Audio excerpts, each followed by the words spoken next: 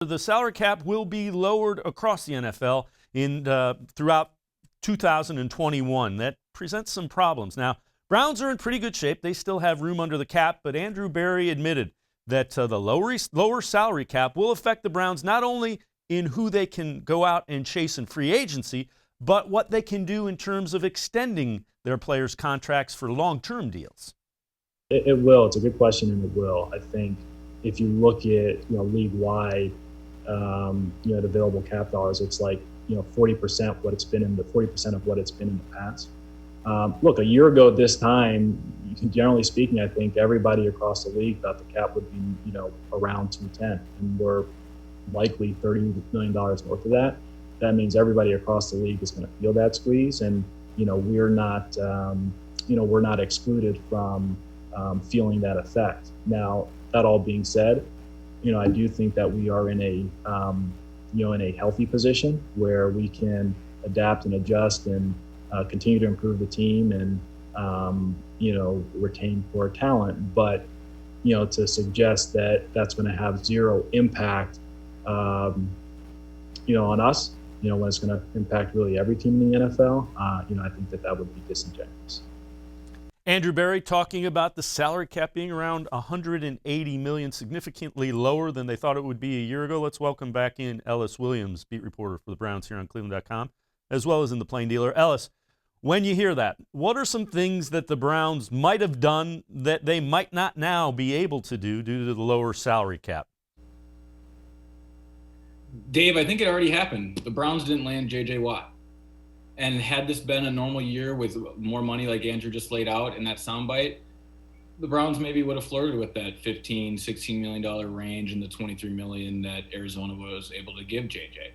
When they didn't land him at first, I was a little emotional, just being that, I think he would have been such a good pairing with Myles Garrett.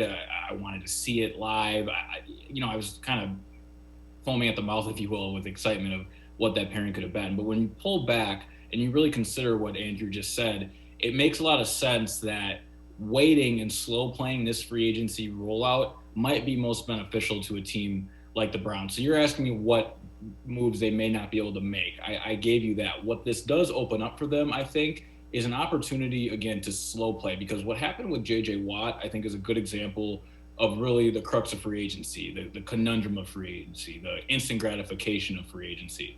When you're first, you tend to pay the most. When you're first, you tend to also be there with other teams that want to be first with you. Thus, a bidding war starts. And that's how J.J. Watt entered that $15 million club with players like Odell Beckham Jr. And there's really us, and I know I'm naming two guys that listeners are probably like, neither of them deserve that $15 million price tag. And that's exactly my point, that it's a pretty exclusive club when you hit that range. And I normally wouldn't make a big deal out of 3 or 4 million, but the difference between 11 and 12 and 15 and 16, just based on pay scale in this league, I think is ginormous. And because of a suppressed salary cap this year, the Browns are probably wise to stay out of the J.J. Watt stuff. And again, for the third time now, I'm saying they can slow play this free agency rollout and land a guy of J.J. Watt's caliber, whether that's on the defensive line or elsewhere, perhaps even maybe a little better, a little younger, for probably $4, $5, $6 million cheaper. In the long run, I think this is going to work out for the Browns because they aren't overly aggressive and they're very self-aware of the salary cap situation going on around them.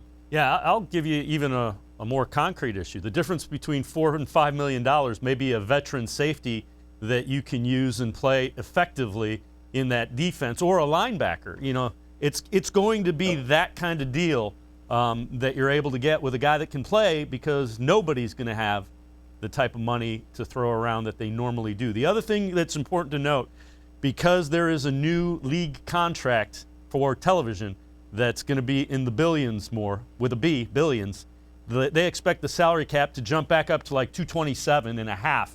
So it's a 1-year dip in the salary cap. And again, the Browns have some money to play with, so they're positioned pretty well.